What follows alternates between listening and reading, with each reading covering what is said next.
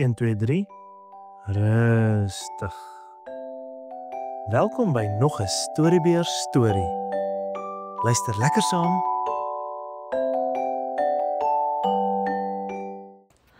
Pakkerakesja. Onder die groot sinkafdak, waar die kooltrein-lokomotiewe rus en slaap en wag, daar staan 'n hele ry lokomotiewe.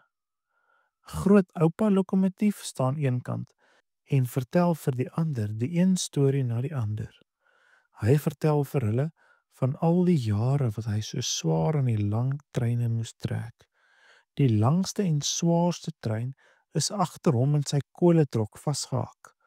Tjoekepak, het hy die swaar trein al op die spoor om die draaie en tussen die bome deurgetrek. Somtyds het hy steen hoog langs die berg gery en kon hy die hele wêreld ver en wyd van daarbo af sien. Hy vertel van die baie mense op die stasieperron as hy tjoeketjoo die stasie ingestoom gekom het. Al die lokomotiewe kyk met verwondering na grootoupa lokomotief wat so hard en so baie kon werk en wat nou nog baie keer kom haal word as daar 'n spesiale groot trein getrek moet word. Ag, ek het ook so baie gewerk, sê middellokomotief. Hy het helder groen geverfde strepe langs sy kante. Ek is nie so groot soos oupa lokomotief nie, maar ek het baie passasierswaens getrek.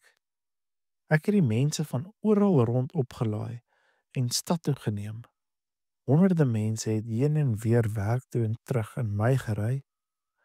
Partykeer was dit nog nagdonker, dan het ek al 'n stasie binne gestoom. O, en julle moet net sien hoe bly is die mense as ek die stoom so shoo afblaas en stilhou sodat hulle kan opklim. Ek gaan juis binnekort na 'n ver dorp waar daar nie elektriese treine is nie. En daar gaan ek weer heeldag op en af met die passasiers ry. Middellokomotief het so baie en so lank gepraat dat sy keel skroon droog en hees is. Hy gee 'n lang uitgerekte toot net om die krapperigheid in sy keel uit te kry. Die onverwagte getoet laat swart lokomotief ruk soos hy skrik. Hy het juis net begin insluimer onder die aanhoudende gepraat van middellokomotief. En wat van my, sê swart lokomotief. Ek is nie vir niets so swart nie. As dit nie vir my was nie, sou julle nie so lekker kon ry nie. Dis ek wat trokke vol steenkool daar ver van die steenkoolmyne af moet bring. Oral by die stasies waar die treine hulle steenkoolbakke moet volmaak, laai ek my steenkool af. As ek eers van al my reise vertel, sal daar nooit einde kom nie. Ek is te belangrik en te bekend. Die stoomlokomotiewe kyk na mekaar. Elkeen dink dat hy die heel vernaamste is en dat die ander glad nie so belangrik is en ook nie so hard werk nie. Dan kyk hulle na die klein lokomotiefie daar eenkant. Sy rooi gesig het oral roeskolle. En jy ou rooie? Sê vra hulle vir hom. Hoekom is jy dan so stil? Maar ag, as jy sulke roeskolle het en so klein is, beteken jy seker nie veel nie. Klein lokomotief word baie hartseer. Hy wil vir hulle vertel van al die kere wat hy die trokke vol blikkies kos van die fabriek af na die groot stasie moes trek, sodat die trokke daar aan die groot treine gehak moes word. Hy wil vertel van die koeltrokke vol vis wat hy van die hawe af stasie toe moes aanry, en wat van die kere dat die trokke vol gesaagde planke van die houtfabriek af moes aanry. Die groot treine kon nie fabriek toe ry om die goed daar te gaan haal nie. Dit was sy, klein lokomotief se werk. Elke keer, net sodra hy wil praat, lag of spot een met hom. Hy voel later so skaam dat hy liewer ander kant toe kyk. Ons gaan nog baie werk, jy sal sien, sê hulle weer. Daar is seker nie deesdae meer werk vir so 'n klein, geroeste lokomotief soos jy nie. Jy kan nie berg uitry en met so 'n lang ry trokke nie, sê een. Jy kan ook die swaar vragte steenkool in lang treine aanry nie, sê 'n ander. En 'n trein vol passasiers? Nee, wat? Jy is nie sterk en vinnig genoeg daarvoor nie. As hulle my net 'n kans wil gee, sal ek hulle baie kan vertel, dink klein lokomotief. Hulle praat so aan een, my kop dreun al glad. Ag, ek wens ek kan wegry na 'n ver plek, sug hy en trane begin oor sy gesig loop en al meer en meer roeskolle begin vorm. Laat die nag, toe die groter lokomotiewe doodstil is en vas in die slaap, begin klein lokomotief stadig en saggies uit die sinkloods wegry. Môre as die ander wakker word, sal ek al ver weg wees, dink hy. Waarheen kan hy tog gaan? Hy maak sy oë toe en ry en ry en ry net aan een. Pakkerakasha, pakkerakasha, Ry hy al vinniger en vinniger. pakkerakasha, pakkerakasha, Met sy oë toe, styf toe en die trane wat so rol, sien hy nie die draai daar ver voor nie. pakkerakasha, pakkerakasha, Ry hy nog aan en toe met eens ry hy van die spoor af, gly tussen die bosse en plante deur en kom op 'n groot grasperk te lande. Klein lokomotief is yskoud geskrik. O, tyd. Waar is ek nou? Hoe gaan ek ooit weer op 'n spoor kom? Wonder hy benoud. Daardie volgende oggend stap oom Gielie weer na die groot park met die baie blomme en waterdamme, die bome en die grasperke. Oom Gielie sorg altyd dat die park skoon gehou word en nuwe plante en bome aangeplant word. Maar wat sien hy daar? 'n Lokomotief? Hoe sou dit daar gekom het? Oom Gielie bekyk die lokomotief van alle kante. Hy vat in sy ken en dink so 'n bietjie. Toe kry hy 'n baie slim plan. So 'n lokomotief is net groot genoeg om 'n kort treintjie mee te trek. As hy die kinders bedags en so 'n treintjie kan laat ry, sal hulle dit mos vreeslik baie geniet. Ek wonder aan wie hy behoort, sê vra oom Gielie terwyl hy so om en om die lokomotief stap.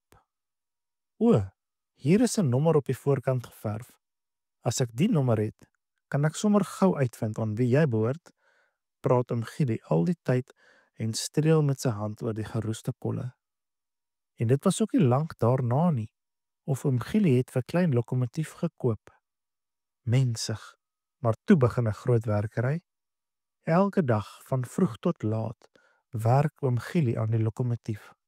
Hy skuur al die roeskolle en al die verf af en verf dit weer pragtig swart. Langs die kante word rooi en groen strepe geverf en die blink plaatjies en koperknoppe en pype word so blink soos spieëls gevryf. Toe koop oom Gielie 'n paar trokke en hak dit agter aan die blink lokomotief. Op nuut aangelegde treinspore laat hy die treintjie om en om die grasperk ry. Om en om die gras. Tussen die plante en langs die waterplasse verby ry hy, pakkerakasha, pakkerakasha, sê die klein lokomotief so ver soos hy ry. pakkerakasha, pakkerakasha, My wêreld, sê oom Gielie, pakkerakasha, dis 'n mooi naam. Met rooi verf skryf hy pakke rakke sha voor op die klein lokomotief, sodat almal wat hom sien aankom, kan sien dat dit pakke rakke sha is wat daar aangestoom kom. Ai, en die kinders, wanneer hulle in die middag hulle skoolwerk klaar gedoen het en naweke wanneer hulle niks te doen het nie, wil hulle maar net altyd op pakke rakke sha ry. pakkerakasha, pakkerakasha, toet toet, Sê klein lokomotief as hy met trokke vol lagende kinders so ry. Hy is so gelukkig en wens dat die ander stoomlokomotiewe hom kan sien. Hy lag net altyd en omdat daar nie meer trane oor sy eystergesig rol nie, roes hy ook nie. hy pakkerakasha, pakkerakasha, Net die hele dag deur. pakkerakasha, Pakkerakkesja. Toet toet. Op 'n dag, toe swart lokomotief weer steen met 'n lang trein vol swart steenkool daar ander kan die draai waar Pakkerakesja die dag van die spoor afgery het, gaan hoor hy vir klein lokomotief so Pakkerakesja maak.